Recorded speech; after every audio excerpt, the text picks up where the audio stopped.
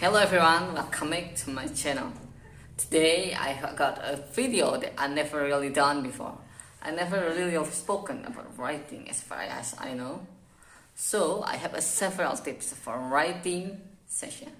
Let's get started with the lesson. So my first tip for improving your writing is keep it simple. Now I know this seems really obvious, but simple done accurately is better than complicated done inaccurately. In other words, it's better to keep things simple and do it well, rather than overcomplicate everything and do it badly. So in English writing exams, you want to solve off your English, but you want to solve off your accurate English, not all this English that you don't know never or haven't learned yet. Now, that leads me on to point number 2. In order to avoid making mistake in your writing, it's really good idea to have a collection of set of phrases and keywords that you can use in that exam. So, my tip number 2 is prepare key phrases. Now you don't have to be careful with this. You don't want to rehearse what you are going to write, but you don't want to have a nice selection of things that you could possible. Say, if the time arises now, especially on the exam, and I know a lot of you are studying for this, but this really goes for any academic writing exam. You want to have a linking word and a key phrases prepared. Now, I'm going to give you a list with 2 examples for each point. It doesn't cover everything that you need to know, but if you study everything in the list, you will be much more prepared for your English writing exam. So pay attention, and if there any point that you think I really could expand on that, go and do your research and prepare yourself. You want to make sure that you have a variety of different ways to compare. In the same way, at the same time, contrast. On the contrary, however, give example. For instance, to illustrate, give your opinion from my perspective, from my point of view. Generalize. Overall, all things considered, to express certainty, undoubtedly, of course, to express partial agreement in a way, to some extent, to show cause owing to, due to show effect,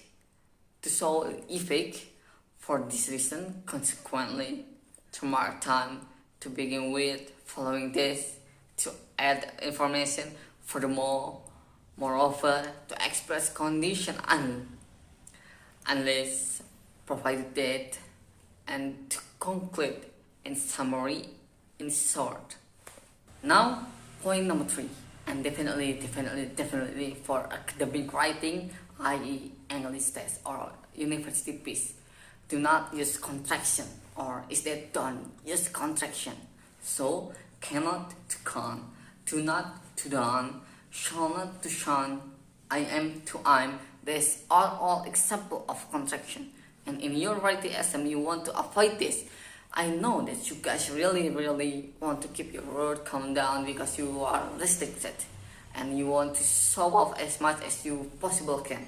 But I've got lots of tips for reducing your word count coming up, so make sure that you do not feel tempted to include contraction in your academic writing. So, tip number 4, reduce your word count. Use a few words as possible, completely contradictory, because I've just told you that you should not use contraction, but I've got some really good mini tips within this big tip to help you keep your word count down and your English level up. The first one is avoid this dead weight word like very, short, lot, really. I have mentioned this before in the video. But if you want to show off, your English, avoid this. They are pointless.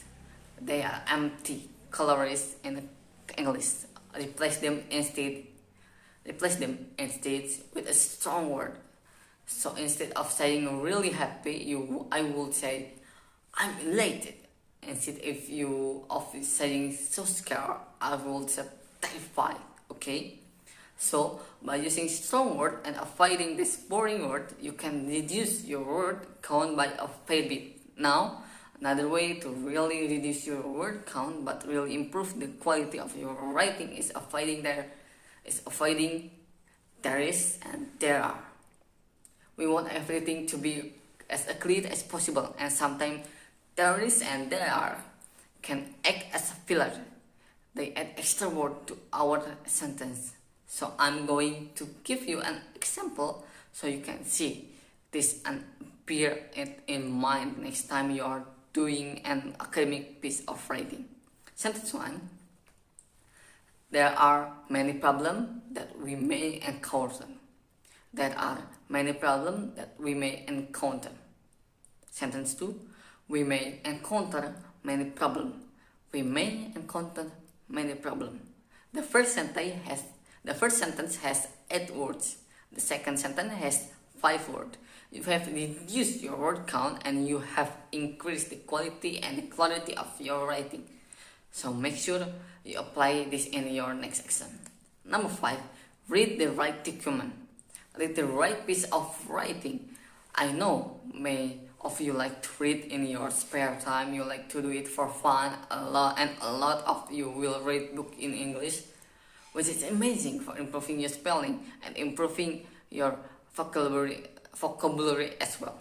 But if you are trying to get a good score in an academic writing exam, you might not be reading the right kind of thing. Look at the potential piece of writing that they are going to ask you to do. Are they asking you to write article, report, essay?